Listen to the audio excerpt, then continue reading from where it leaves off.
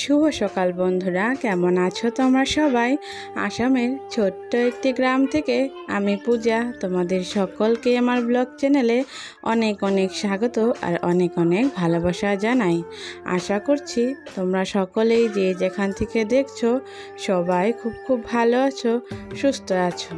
তো সকালবেলায় ঘুম থেকে উঠে দেখি একটু না মেঘলা মেঘলা, মনে হচ্ছে আজকে বৃষ্টি পড়বে। ওই জন্য দেখো আগে উঠোনটা কিন্তু ঝাড় দিয়ে নিচ্ছি, তা না হলে যদি বৃষ্টি পড়ে যায় তাহলে ওই যে পাতাগুলো সব এই ধুলো বালুর মধ্যে লেগে যাবে, তখন আর উঠোন ঝাড় দিতে অনেকটাই কষ্ট হবে। তো যাই হোক, দেখো আগে ওই যে রাস্তার সাইডে একটু ঝাড় দিয়ে নিচ্ছি। তো উঠোন টুঠোন ঝাড় দেওয়া হয়ে গেলে বাসি কাপড়গুলো নিয়ে আর একটা কম্বল ছিল, ভাবছি কম্বলটা ধুয়ে দেব। তো ভেবেছিলাম বৃষ্টি নামবে, তো দেখো অনেকটাই কিন্তু রোদ উঠে গেছে। ওই জন্য বাসি কাপড়গুলো আর ওই কম্বলটা নিয়ে কলে পরে চলে এসেছি, ভাবছি এগুলো ভিজিয়ে রাখি, তো বাকি কাজগুলো করার পরে ধুয়ে দেব। তো কলে পরে এসেই দেখি বালতিটার মধ্যে একদমই কাদা কাদা হয়ে গেছে। তো কালকে এবার তোমাদের দাদা ভাই ওই মাছ মারতে গেছিলো, তো সেখানে বালতিটা নিয়ে গেছিলো। তো বিকেলবেলায় গেছিলো, ওই জন্য না বালতিটার মাজাই হয়নি। তো দেখো আগে এই যে বালতিটা ভালো করে মেজে নিলাম, এখন এর মধ্যে সব কাপড়গুলো ভিজিয়ে রাখবো।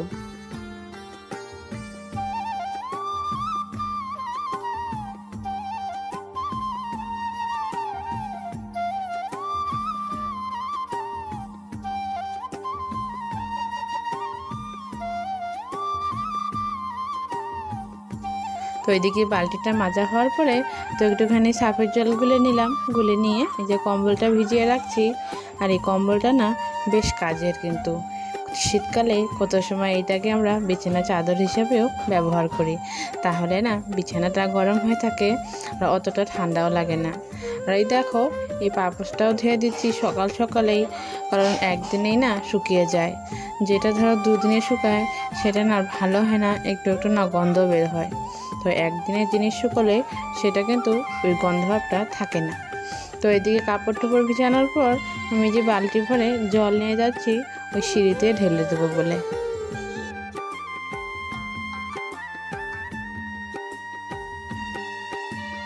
তো এইদিকে বাইরের কাজগুলো করার পর চলে এসেছি রান্নাঘরে। তো তোমাদের দাদাভাই তো আগেই চলে গেছে, তো ওই জন্য দেখো আমার জন্যে কিন্তু 1 কাপ চা করে নিলাম। আর আজকে চায়ের সঙ্গে ছিল পেটিস। তো এই দেখো চাটা খাওয়া দাওয়া হয়ে গেলে মেয়ের জন্য কিন্তু আবারও রান্না করেছি, কারণ মেয়েকে স্কুলে পাঠাবো। আর সকালবেলা যদি ভাত না খেয়ে যায় তাহলে না অনেকটা খিদে পায়। তো এই দেখো আমি ওই জন্য ভাতটা নিয়ে ওকে খাইয়ে দিচ্ছি। এখন কিন্তু একটু একটু খেতেও পারে, কিন্তু ওই স্কুলে যাওয়ার সময় ওকে আর খেতে দেই না, কারণ খেতে দিলে সারা শরীর ভাতে ভাত করে ফেলায় আর হচ্ছে দেরি হয়। তো ওই জন্য কী করি, আমি একটুখানি করে খাইয়ে দিই।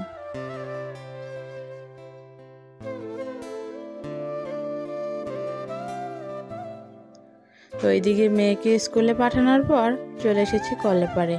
তো এই যে কাপড় চোপড়গুলো তো সকালবেলায় ভিজিয়ে রেখেছিলাম, তো ওই জন্য দেখো এখন এসে ধুয়ে দিচ্ছি। আর এই কম্বলটা না দেখতে যতটা ছোট, কিন্তু ভিজিয়ে রাখলে ততটা ভারী হয়ে যায়। মানে কম্বলটা না একদম তুলা তুলা টাইপের, মানে এই যে চাদরগুলো থাকে যে এখন যে বেরিয়ে গেছে, তো সেরকম। ওই জন্য না যখন ভিজাই খুবই অসুবিধা হয়, মানে খাসতে করতে।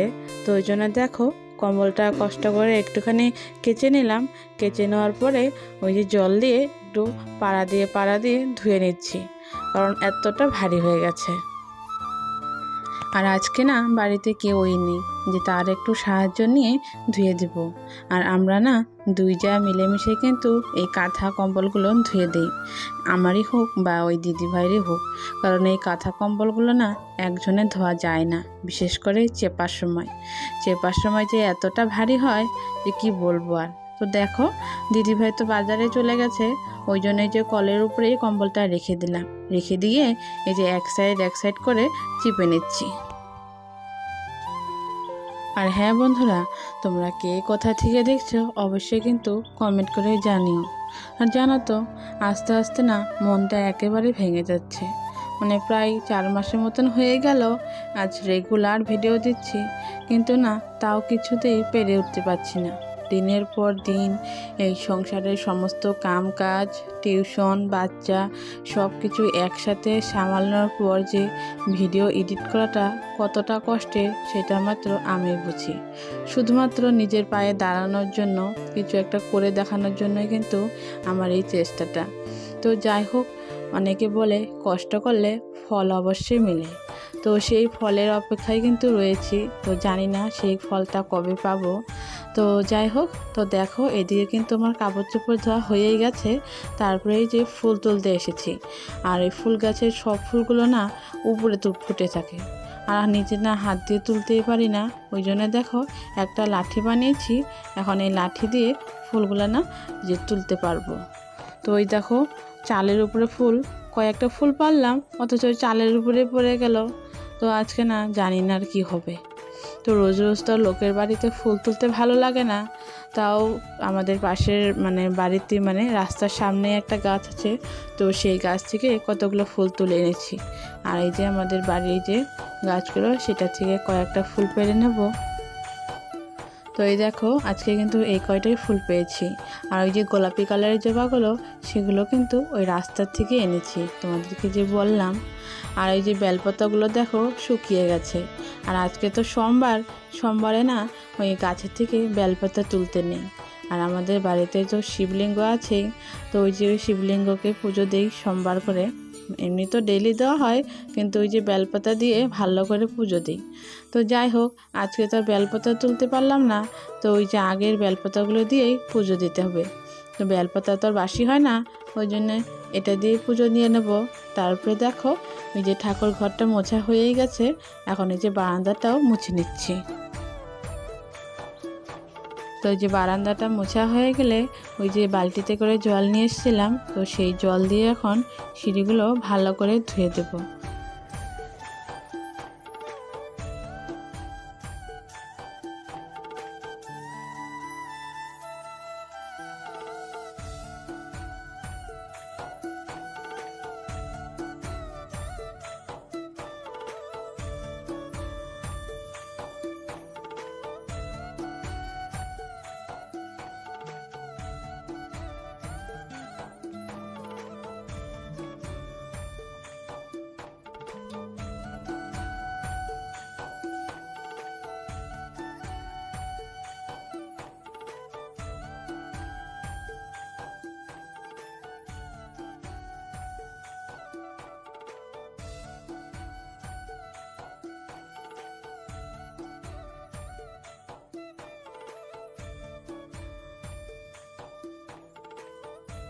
তো ওইদিকে দেখো থালা বাসনগুলো মাজা হয়ে গেলে আমি কিন্তু ঠাকুর ঘরে এসে পুজো দেওয়া আরম্ভ করেছি।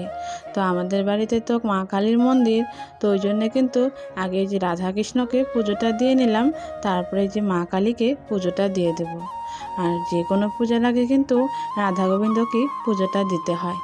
তারপরে দেখো ওই যে তোমাদের দাদা ভাই মাছ মারতে গেছিলো যে, তো এটা হচ্ছে কালকে বিকেলকারই ভিডিও।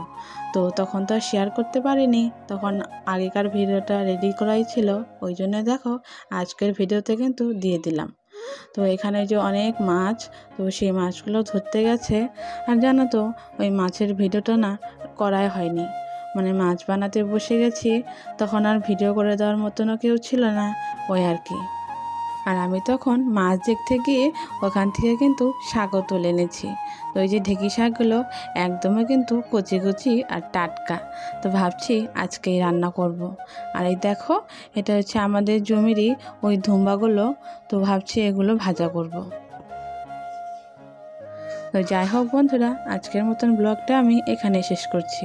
ভালো লাগলে লাইক কমেন্ট শেয়ার করে দিও, আর চ্যানেলে নতুন বন্ধু হয়ে থাকলে চ্যানেলটা কিন্তু অবশ্যই সাবস্ক্রাইব করে দিও। তাহলে আজকের মতন বিদায় নিচ্ছি, আবারও দেখা হচ্ছে তোমাদের সাথে নতুন আরেকটা ব্লগ নিয়ে। তো ওই যে মাছটা দেখাতে পারিনি, তো মাছের রান্নাগুলোই দেখিয়ে দিলাম।